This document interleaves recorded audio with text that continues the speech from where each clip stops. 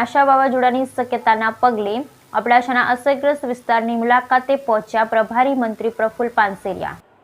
આશના વાવાઝોડાની શક્યતાને પગલે અબડાસાના અસરગ્રસ્ત વિસ્તારની મુલાકાતે પહોંચ્યા પ્રભારી મંત્રી પ્રફુલ પાનસેરિયાએ નલિયામાં યોજી બેઠક। કુદરતી આપત્તિમાં કોઈપણ જાનહાનિ ન થાય તે માટે તંત્ર એલર્ટ, તમામ લોકોને સલામત સ્થળે રાખવામાં આવ્યા। એસડીઆરએફની ટીમ હાલ તૈનાત, લોકો ઘર બહાર ન નીકળે તે માટેની અપીલ। માર્ગ, મકાન, આરોગ્ય, પંચાયતને 24 કલાક પ્રજાની સેવામાં રહેવા તાકીદ। Bureau report Rameshbhai Bhanushali.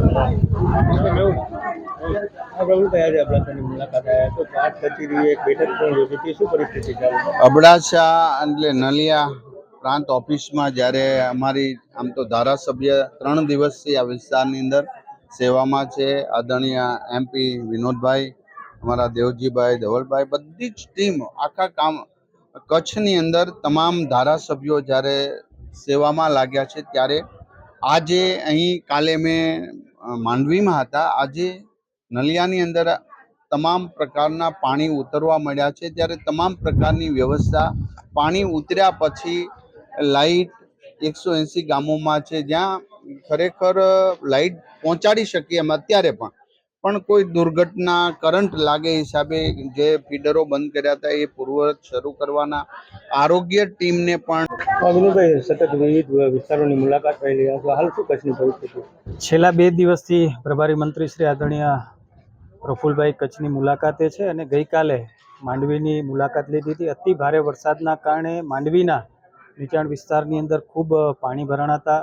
સ્થળ ઉપર જઈ કરી અને લોકોને પણ મળ્યા હતા અને તંત્ર સાથે બેઠક પણ કરી હતી। આજે ફરી અબડાસા મધ્યે નલિયા પ્રાંત કચેરીની અંદર હમણાં બેઠક કરી હતી। ધારાસભ્ય શ્રી રુધિમનસિંહજી, અમારા જિલ્લા ભાજપના પ્રમુખભાઈ શ્રી દેવજીભાઈ અને સૌ લોકોની ઉપસ્થિતિ હતી અને તંત્ર સાથે એક વિભાગ સાથે ચર્ચા પણ કરવામાં આવી છે।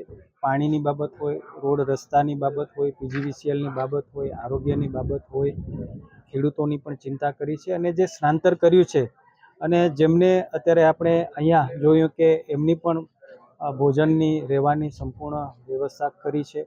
એટલે કે વર્તમાન સમયે જે ચાલી રહ્યો છે વરસાદને લઈ કરીને જેટલું પણ આપણે એમને મદદરૂપ થઈ શકીએ એ પ્રકારની સૂચનાઓ તંત્રને પણ આપી છે। સ્થાનિક સંસ્થાઓ અને ચૂંટાયેલા પ્રતિનિધિ આગેવાનો પણ હાજર છે, એ પણ મદદ કરી રહ્યા છે અને બાદમાં ફરીથી આપણા બધાનું જીવન છે એ રોજિંદા મુજબ ચાલે એના માટે પણ જરૂરી સૂચનો પ્રાંત અને વહીવટતંત્રને કરેલ છે। હજી ખતરો ટળ્યો નથી, ત્યારે લોકોને શું મેસેજ આપો?